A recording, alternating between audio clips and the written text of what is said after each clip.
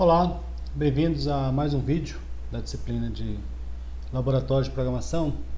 E esse vídeo provavelmente vai ser um pouco mais longo e a gente vai trabalhar um pouco mais a questão de ponteiros e a alocação dinâmica, né? Então, em outro vídeo a gente falou um pouco sobre ponteiros e a relação de ponteiros com arrays, mas nesse a gente vai trabalhar um pouco mais detalhado. Então, a gente vai ver um pouco em mais detalhes aqui, os ponteiros, né? Então, primeira coisa, né? O que são endereços de memória? Então, no computador a gente tem a unidade, a menor unidade possível, né? Que seria um bit, que é representado por 0 ou 1. E o byte é essa área que a gente pode endereçar. Então, a gente não endereça um bit, mas a gente endereça um byte. E o byte é formado por 8 bits, né? Então, cada byte na memória a gente pode associar a um endereço numérico. Então, a gente tem endereço para cada uma dessas posições e os endereços normalmente representados através de hexadecimal. E aí, só que nas linguagens de programação nós temos tipos de dados de mais alto nível do que um byte. A gente tem tipos de dados que, por exemplo, o inteiro, que a gente utiliza para representar números negativos e positivos dentro de uma faixa de valor, ele utiliza, por exemplo, 4 bytes consecutivos. No C, para representar um caractere, a gente utiliza 1 byte, ponto flutuante, por exemplo, float é 4 bytes e o ponto flutuante, o double, são utilizados 8 bytes. Então, cada objeto tem um endereço único, e esse endereço único, né, dessa variável é o endereço base, ou seja, onde o valor dessa variável começa. Então, por exemplo, o char ele possui aqui declarado como uma string. Então, tem aqui 4 caracteres, né, essa string 1, e cada caractere é representado por 1 byte. Já, por exemplo, o float, né? Float, cada posição consome 4 bytes. Né? Então, por exemplo, aqui a gente tem todo o quantitativo de bytes necessário para armazenar, por exemplo, um float, que no caso são 16 bytes.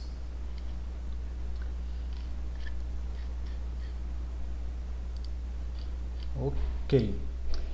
O outro ponto aqui interessante é que sobre valores, variáveis, valores e endereços. Né? Então, quando a gente trabalha com uma variável, por exemplo, declara uma variável int x,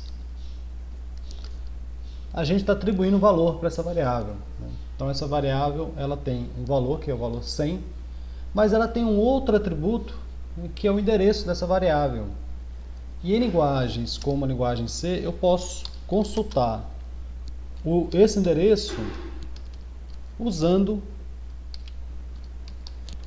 um operador chamado operador de endereço, que é esse comercial x, que é aquele mesmo operador que a gente utiliza lá, por exemplo, no scanf, nas primeiras aulas. Então, essa variável x, ela possui o valor de 100 e, para esse caso específico, ela possui esse endereço aqui, ok?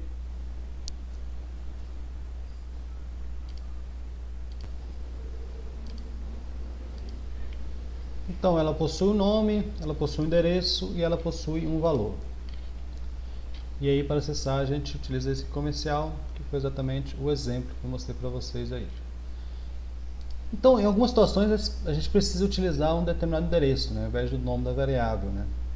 Por exemplo, para simular a passagem de parâmetros. Lá, quando a gente, nos primeiros programas, né, quando a gente começa a trabalhar com entradas de dados, né, a gente faz exatamente isso, né? Quando a variável x pertence a essa minha função main, e eu quero que uma outra função, a função scanf, altere o valor de x. Para que ela possa alterar o valor de x, eu preciso passar o endereço de x para que ela possa, então, nesse caso, vou guardar aqui o endereço, para que ela possa, então, atualizar esse valor. Então, quando eu executo um programa desse, escrevo aqui 1, 2, 5, 6, né, ele armazenou esse valor, né, que a gente observou aqui na linha 6, ao executar o printf, então ele guardou esse valor nessa x. Então tem uma função externa alterando o valor de uma variável local. E isso no C só é possível através de endereços de memória, passando os ponteiros.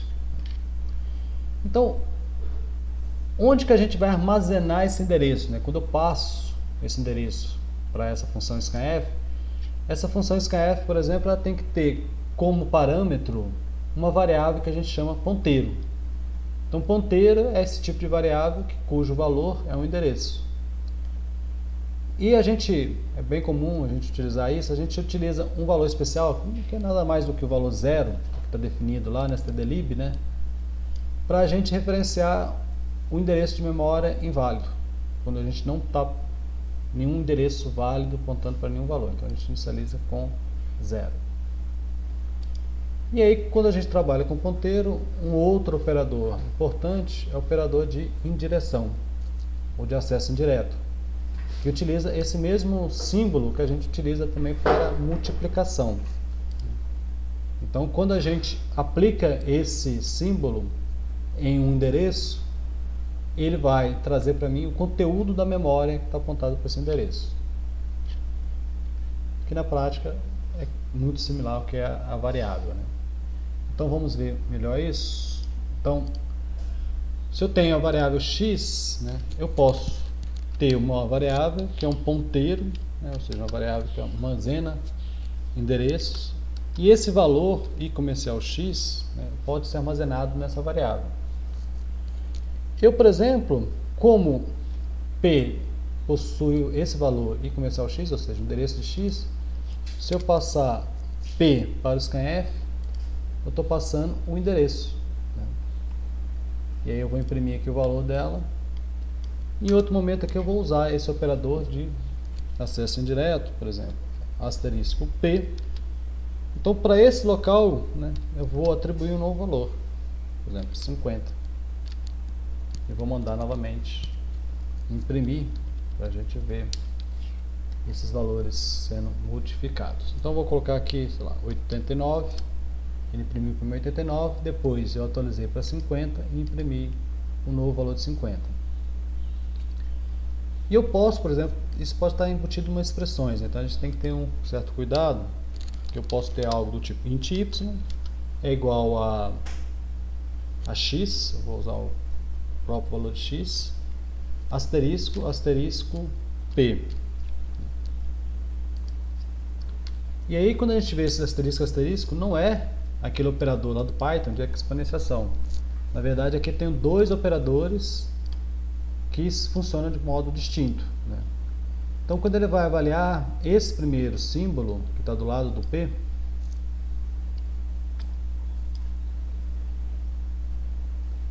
esse símbolo que está do lado do P é o operador de acesso indireto, né? Nesse caso, ele vai trazer o conteúdo da memória, e aí o valor vai ser 50, nessa área de memória. E depois eu posso aplicar, né, nesse caso, a multiplicação. Então, simplesmente eu estou multiplicando x por x, né? Então, 50 vezes 50. Vai dar 2.500. Tem que colocar um valor, 78. Só que o valor está armazenado em y, né? Eu vou comentar esse scanf. Vou imprimir o valor de y. Então, 2.500, que é o resultado dessa multiplicação.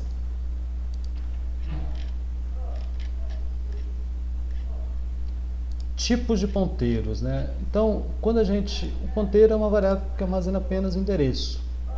O endereço, ele tem apenas... O endereço, ele armazena, ele tem sempre o mesmo tamanho, né? O endereço depende da arquitetura.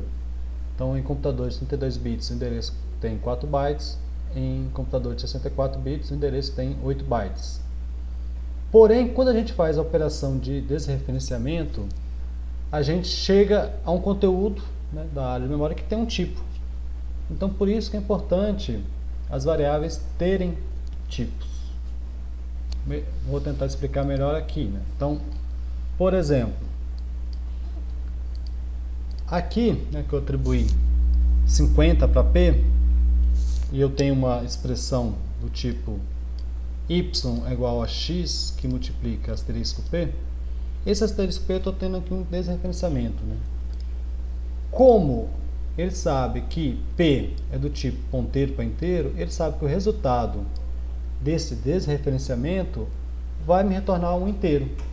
Então ele sabe qual é o tipo daqui. E aí, como ele sabe qual é o tipo, ele consegue, por exemplo, fazer as operações da forma esperada.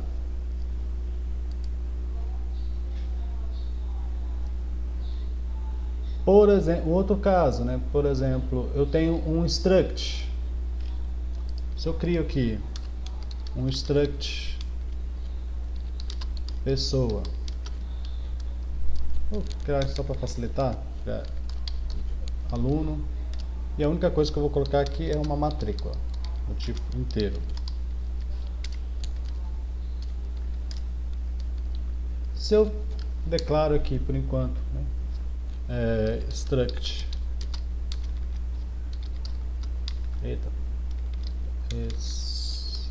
acho que é isso aqui, struct aluno A, que, por exemplo, atribuo a ponto matrícula é igual a 2016 89. Vou jogar aqui para baixo. Então eu tenho aqui esse aluno e eu vou criar agora um ponteiro struct aluno struct, meu U está demorando, struct aluno Q, e Q vai receber o endereço de quem? O endereço de A. Então ele precisa saber que, por exemplo, o Q é um ponteiro de struct aluno, né? Então quando eu faço algo do tipo %d e quando eu trago, né, asterisco Q, eu sei que o resultado dessa operação, né, é de que tipo? É do tipo struct aluno. Então eu posso, por exemplo, usar o operador de acesso indireto, operador ponto, para acessar o membro, né, por exemplo, nesse caso, acessar a matrícula. Então, o mesmo valor que eu armazenei aqui nesse ponto. A gente já até viu também naquela videoaula sobre endereços, sobre ponteiros e vetores, né, sobre a questão da aritmética, né? Então, a aritmética, ele sempre soma 1, né, ao ponteiro. Quando eu estou somando 1 ao ponteiro, eu estou andando um endereço, né, indo para o próximo endereço. Então, se a minha variável, por exemplo, é do tipo ponteiro para char, ele sabe que o char tem 1 byte, somar mais 1 é somar realmente mais 1. Né? É o único área que a gente consegue endereçar é 1 byte. Porém, se eu tenho um endereço e eu somo mais 1, né, por exemplo, aqui AP tem esse valor terminado em 10. AP mais 1 é terminado em 14, ou seja, eu andei 14 bytes. Eu saí desse endereço base, né, e fui para o endereço base da nova área que começou em 14. Então aqui tem um programa de exemplo, então, para a gente ganhar um pouco mais de tempo, eu vou copiar e colar este código aqui.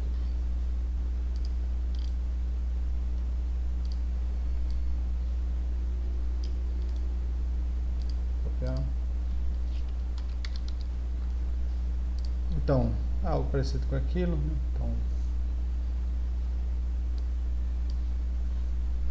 ele imprimiu para mim os endereços, né? Então, ó, aqui que é mais fácil a gente fazer a conta, né?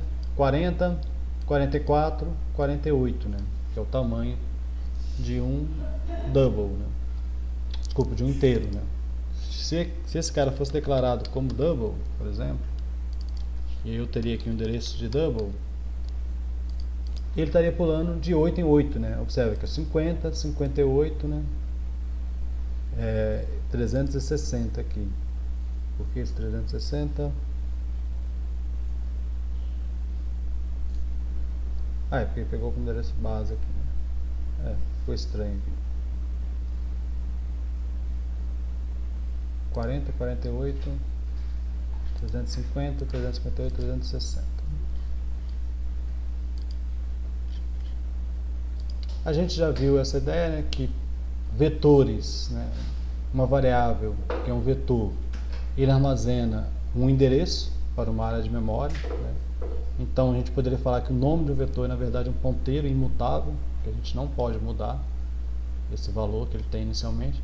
Porém, tudo que a gente fala sobre ponteiros acaba sendo válido também para os vetores, mas a gente não pode alterar o valor dele. A gente pode usar toda a aritmética de ponteiros. E por isso, né, que eu mostrei com mais detalhe no outro vídeo, provavelmente por isso que os vetores em C começam em 0. Porque a primeira posição é V mais 0, né? Ou seja, é o V, que o próprio V é o endereço base daquele vetor. Então isso aqui a gente fala um pouco mais naquele outro vídeo.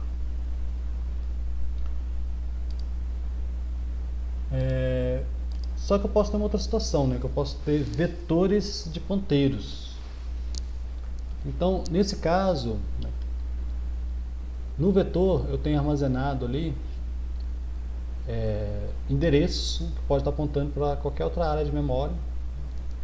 E isso é bem comum quando a gente trabalha quando a gente quer simular, por exemplo, quando a gente quer simular vetor de strings, né? Porque não tem strings em C, tem apenas vetor de caracteres, então um vetor de strings é na verdade uma matriz. Vamos ver aqui melhor representado graficamente, né? Então, por exemplo, eu poderia ter aqui um vetor de ponteiros, né, declarado desta maneira, e aí cada posição pode estar apontando para uma determinada área de memória, né? Então, essa primeira está apontando para essa área de memória que tem um 9, né, 9 V0. A V1 está apontando para uma outra área de memória, que tem um 6. A V2 está apontando para uma outra área de memória, que nesse caso tem um 2. Então, eles podem estar apontando para pontos diferentes da memória. E aí aqui um exemplo, né? Quando a gente trabalha com matrizes, tipo com vetores de strings, no fundo ela é uma matriz, ela é um ponteiro para ponteiro, é um vetor de ponteiros. Então ficou tudo muito confuso aqui agora, né? Será que a gente consegue representar graficamente isso? Então, tentei fazer aqui um gráficozinho para a gente tentar mostrar melhor essa questão aqui das strings, né? Então, relembrando aqui, quando eu tenho duas strings, por exemplo, a string S1 e S2, né, com esse valor, elas na verdade ela é um ponteiro, né, para uma área de memória. Então, quando eu tenho algo parecido com isso aqui, eu vou ter na memória algo como isso. Então, eu vou ter, isso aqui vai estar tudo na memória RAM, né? Então, eu vou ter na área da memória RAM as variáveis S1 e S2. O valor de S1, por exemplo, é 1000. Que 1000 que é esse? É o endereço base onde começa essa string olá. E aí ela vai terminar aqui no /n. E o S2 é quem? Essa outra área de memória, hipoteticamente aqui com esse valor de 1210, onde começa essa outra string aqui. Então, se eu quero, por exemplo, armazenar várias strings dentro de um vetor, o que eu preciso ter é exatamente um vetor de strings. Então, essa área aqui, por exemplo, o que eu posso fazer? Eu poderia criar uma outra variável, né, do tipo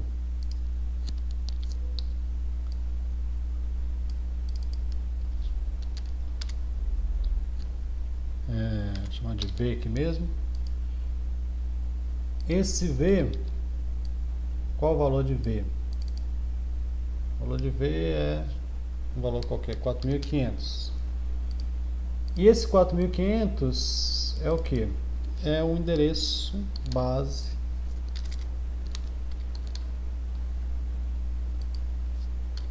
de onde estão esses outros endereços para a área de memória. Então, por exemplo, para chegar na string olá mundo, eu tenho que sair de V, pegar esse endereço, chegar aqui nesse endereço base, pegar esse conteúdo 1000 e a partir desse conteúdo 1000 chegar aqui na outra variável. Então, por isso que a gente fala que isso aqui é um ponteiro para ponteiro, né? Então, essa variável V que eu criei aqui agora, ela aponta para essa área de memória, enquanto cada um desses conteúdos aqui aponta para um endereço base diferente, que é onde está armazenado as strings, né? Então aqui, eu consigo escrever? Na verdade eu teria aqui, nesse caso, eu estaria mudando ali para ter algo do tipo V, e esse V, na verdade tem essas duas, só que eu tenho que colocar tipo está aqui, ó, para ficar essa visualização melhor.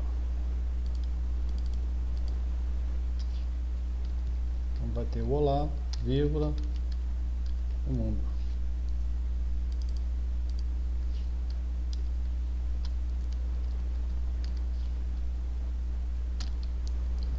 Eu vou copiar esse código lá no Replit para a gente ver isso em ação.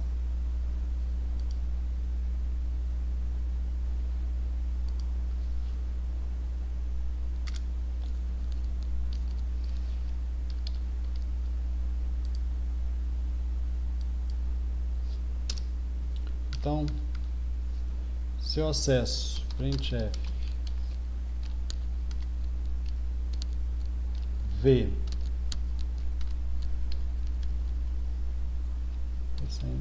s barra n, v na posição 1, por exemplo, é a palavra mundo, né? A string mundo. Porém, se eu tentar acessar o V1 na posição 3, é quem? 0, 1, 2, 3 é o caractere D. Então aqui está destacando essa questão de que quando eu tenho um vetor de strings é muito similar a uma matriz de caracteres. Então um pouco que foi colocado aqui. Então quando a gente trabalha com matrizes, a gente tem esse cenário que é ponteiros para ponteiros, né? E aqui, pessoal, tem um outro exemplo, né, um pouco mais avançado, que é a ideia de trabalhar com ponteiros para funções. Então, quando a gente precisa de algoritmo de ordenação, né, tipo o algoritmo Quicksort, que é um algoritmo que faz ordenação, ou algoritmo, por exemplo, de busca binária, que vocês vão ver também em estrutura de dados, são algoritmos que deveriam funcionar independentemente do tipo de dado que está armazenado nos vetores, né? Então, para a gente poder utilizar isso, a abordagem que é usada no C é trabalhar com ponteiros genéricos, que é aquele ponteiro para void, que aponta para um byte de memória, e também utilizar ponteiros para funções, porque ponteiros de funções são consideradas como valores de primeira classe. Vocês vão ver esse termo em outros momentos do curso ou em outras pontos estudando. Porque como eles são valores de primeira classe, eu posso atribuir ponteiros para outros ponteiros, posso passar como argumentos, posso retornar e posso armazenar. Aqui, pessoal, um exemplo, né, mas não se preocupe muito com esse exemplo agora, mas para vocês verem a aplicabilidade disso, né? Então temos aqui o algoritmo Quicksort. O que o algoritmo Quicksort espera aqui? Ele espera um endereço base, né? E aí, como ele é genérico, eu não sei o que pode estar armazenado lá, a gente usa um ponteiro genérico, que é aquele void. Eu tenho um outro argumento aqui, que é o número de itens, né? Quantos elementos que tem nesse meu vetor, que vai ser ordenado. E aí, como ele é um ponteiro genérico, eu não sei qual o tamanho. Então eu preciso passar também o tamanho do tipo de dado que está sendo armazenado lá. E aí o outro argumento é a função. Um ponteiro com uma função que, dado dois valores, também do tipo ponteiro, ele vai retornar um valor numérico, onde 0 para valores que são iguais, menos 1 caso o primeiro parâmetro seja menor, e um valor positivo caso o primeiro parâmetro seja maior que o segundo parâmetro. E aqui esse é um exemplo, né? Então aqui eu tenho inicializado alguns valores no meu vetor de inteiros. A minha função aqui é uma função bem simples, né? Nesse caso aqui eu posso aproveitar o próprio valor inteiro para subtrair. Então, por exemplo, se eu subtraio A de B, Se A for maior, né, então eu vou ter um valor positivo. Se A for menor, eu vou ter um valor negativo. Se A e B forem iguais, o resultado dessa expressão é zero. Então eu tenho aqui implementado minha função de comparação. E aí eu posso aqui ordenar. Então passemos os valores iniciais, tem 5 elementos, o tamanho de cada um, o tamanho do inteiro e a função de comparação. Aqui é só para a gente ver um exemplo, né? Não me preocupe muito com isso agora, mas é uma aplicação bastante importante dos ponteiros em si.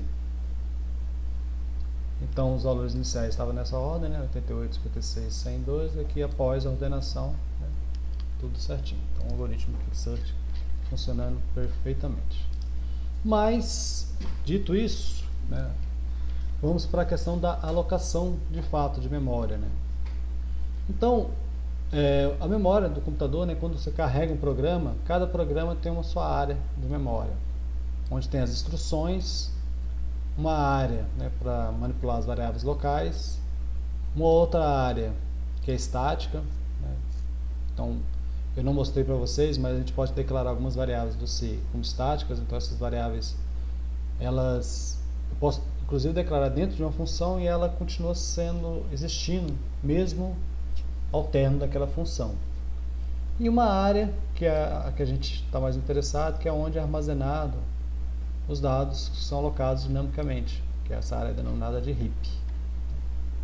Então a alocação estática é o que a gente já trabalha, que é quando a gente declara uma variável local dentro de uma função, né? Então a gente está usando aqui a alocação estática, mas eu quero mostrar para vocês aqui a alocação dinâmica. Então, os passos, né? Então a gente vai precisar de ponteiros, né, para a posição de memória, porque eu preciso saber onde está sendo alocado esse valor. Eu vou alocar esse valor de memória de acordo com a demanda que eu precisar, e aí eu vou usar, por exemplo, uma função alocadora, né, que é o malloc.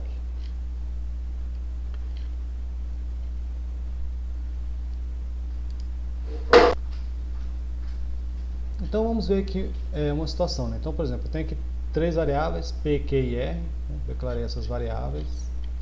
Então, quando eu declaro essas variáveis estão armazenadas na área de pilha, né? Então, são variáveis estáticas, o P, Q e R, inicialmente com valores 0. E aí, quando eu faço essa chamada do malloc, né? Estou passando aqui o tamanho, eu quero alocar 4 bytes, essa variável P, o malloc vai alocar uma área de memória lá no heap, né, que tem um determinado endereço, e esse endereço vai ser retornado para a variável P. E eu posso fazer com as outras, né? O R, vou lá, aloquei uma área de memória, retornei para R. O Q, eu aloquei uma nova área de memória e retornei aqui para Q. E depois a gente pode usar o operador de acesso indireto para atualizar essas áreas de memória. Então, asterisco P igual a 5, ele vai estar mexendo em que área de memória aqui, né? O P F963, né? Então ele vai alterar essa área de memória F9C3. Então o 5 foi para lá. Asterisco R recebe 9, estou atribuindo para essa área de memória. Asterisco Q recebe 3, eu estou jogando aqui para essa área de memória. E aqui, pessoal, um erro bastante comum, né? Se por acaso o P, eu alterar o valor, por exemplo, eu vou lá, atribuo P, recebe 5. No C, provavelmente vai dar um warning, mas ele vai compilar esse código. Mas se o P é igual a 5, né, então o que está acontecendo? Eu não estou alterando lá onde o P está apontando, mas eu estou alterando o próprio P. Ele não está mais com esse endereço, né? Eu vou estar substituindo esse endereço pelo valor de 005. E aí, né, em outro momento, se eu tentar recuperar os dados que estão usando o operador de acesso indireto, esse endereço vai estar buscando um dado aonde, né? Pode ser que ele esteja buscando no espaço de um programa B, inclusive talvez do sistema operacional, né, se for um valor muito baixo. Então, quando ele tentar fazer isso, a gente vai ter aquele clássico problema que é segmentation fault, né? Então a gente tem que ter cuidado com relação a isso. Então simulando aqui rapidamente isso, né? Então agora eu posso ter uma variável aqui P e eu vou chamar o malloc size of int. E aí eu posso, por exemplo, armazenar valores nessa área de memória. Então, quando eu faço asterisco P e atribuo, por exemplo, o valor de 10, esse valor 10 não está sendo armazenado mais na área local, mas sim no heap. E eu posso, em outro momento, mandar imprimir esse valor que está lá no heap. Usando quem? Usando o endereço. A partir desse endereço, eu consigo chegar %d barra n. Vou ficar reclamando aqui. Aí eu não fechei aqui os parênteses.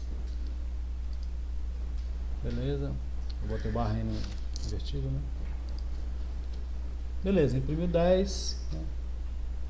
Porém, se aquele exemplo, né? Se eu cometer um erro, ao invés de atribuir para onde o P está apontando, eu atribuí para o próprio P. Observe que aqui no replete já marca com verde, indicando, olha, tem um problema aí. Só que isso é warning, né? Não é erro, então esse código vai compilar.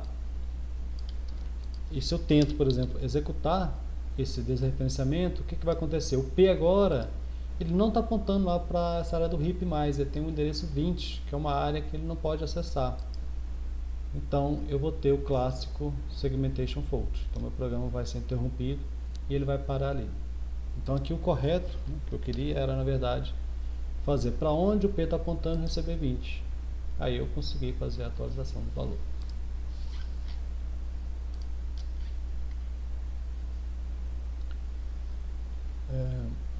Então, um pouco do que é colocado aqui, né? Então, o heap ele pode ir crescendo, né? A gente pode ir adicionando novos elementos. Porém, o importante é que a gente, todo elemento que a gente aloca no heap, a gente tem que desalocar. Para programas simples, né, que a gente mandou executar e ele já terminou, não é muito problema porque ao término do programa, essa área é desalocada pelo sistema operacional. Porém, se você tem um programa que fica executando durante muito tempo, isso vai ser bem grave, porque a área do heap vai aumentar e você vai estar consumindo muito mais memória do que era necessário. Então, quando a gente fala de alocação, a gente está trabalhando com as funções alocadoras, né? Então, as principais funções que a gente precisa conhecer são essas 4 aqui.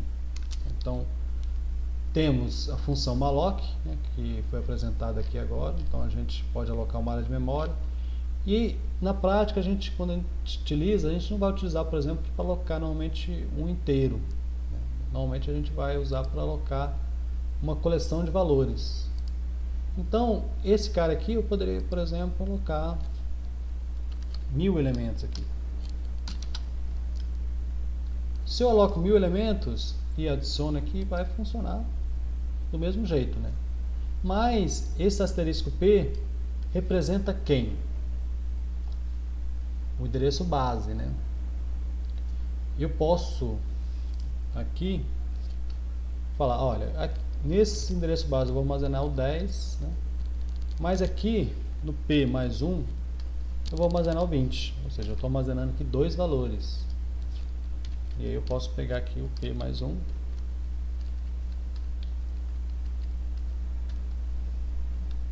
Como eu posso imprimir o que está apenas no endereço base, né? Então, aqui ele vai imprimir. Faltou fechar aqui o parênteses.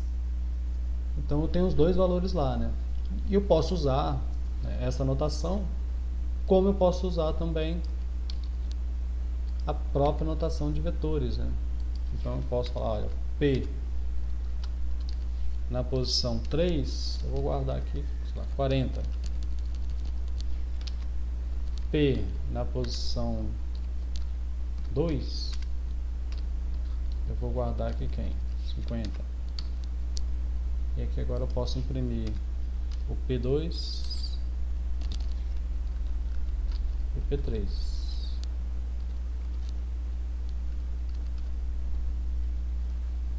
Então ele está funcionando como se fosse um vetor, né? Com a diferença que eu posso fazer essa alocação dinâmica e posso usar algumas outras operações mais à frente. Então esse é o malloc. Aqui a gente destaca que normalmente a gente vai fazer o malloc e a gente não vai se preocupar muito porque o heap tem uma boa área de memória e nossos programas são muito pequenos e simples, né? Mas em um ambiente real que você pode realmente estar executando durante muito tempo e esse heap pode começar a ser consumido, a gente pode checar o resultado, né, do malloc, porque caso não tenha espaço no heap, ele vai retornar um endereço nulo, aquele endereço zero especial que eu tinha comentado com vocês anteriormente. Aí tem o calloc, né, que é uma variação do malloc.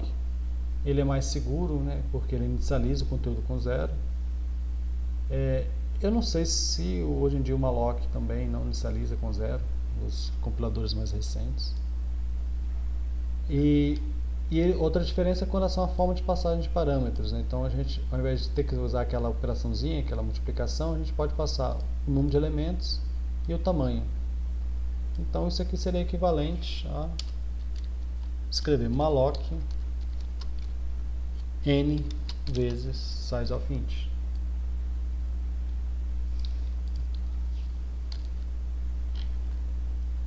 Mais uma função importante, né, é o free, né? O free, depois que eu aloquei uma área de memória no heap, os únicos momentos que podem ser desalocados eu posso, como programador, desalocar isso explicitamente usando o free, ou com o termo do programa o sistema operacional libera aquela área.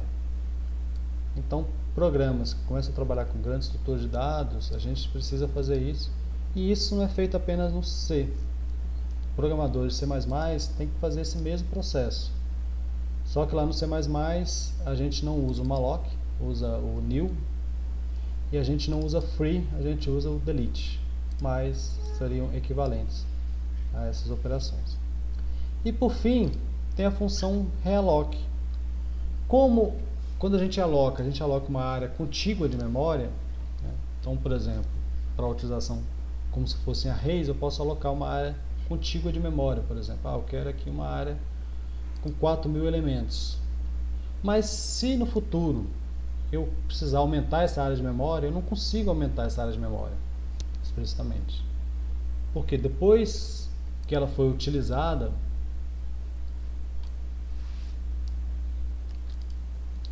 então eu aloquei uma área inicial lá com 3 valores, né, para a gente começar com valores menores. Então a gente pode armazenar valores, mas o meu programa vai continuar sendo executado, as áreas seguintes vão ser utilizadas para armazenar outras variáveis. Eu não posso redimensionar, esticar ele. Então, qual que é a prática? Por exemplo, se eu quero aumentar essa área de memória, o que é feito é o seguinte: é alocada uma nova área de memória, e nessa nova área de memória são copiados os valores dessa área inicial para essa nova área de memória. Então, se eu tenho um vetor de 1 milhão de elementos e aloco um novo vetor de 2 milhões de elementos, eu vou ter que, além de copiar, além de carregar essa nova área, eu vou ter que copiar todos os valores do vetor inicial para esse vetor. Porém, né, provavelmente, né, essas operações que ele faz de cópia, ele copia toda aquela área, né, aquela área contígua para essa nova área, diferente do que a gente faria, por exemplo, usando um código aqui, escrevesse, por exemplo, veio na posição 0, recebe o vetor antigo na posição 0. Ele vai copiar bytes, né? Então provavelmente é mais eficiente do que o código que a gente implementasse, porém tem um custo computacional. Ele está copiando toda essa área de memória. Ok? Então quando a gente utiliza nessas linguagens de mais alto nível, utiliza os arrays, tipo lá no Java a gente usa o ArrayList, o ArrayList ele vai estar fazendo de alguma maneira essa abordagem, né? Diferentemente de estruturas encadeadas, como as listas encadeadas, ela não pode ir crescendo infinitamente. A gente vai ter que, em algum momento, ele vai ter que alocar uma nova área de memória e copiar os valores antigos para essa nova área. É um custo computacional aí a ser considerado. Então, acho que esses são os pontos principais com relação a ponteiros, mais detalhes, e também a alocação dinâmica para essa disciplina, deixando vocês um pouco mais preparados aí para a disciplina de estrutura de dados, onde de fato vocês vão acabar aprendendo melhor esses conceitos quando implementarem estruturas como listas encadeadas, árvores e hash maps. E até a próxima.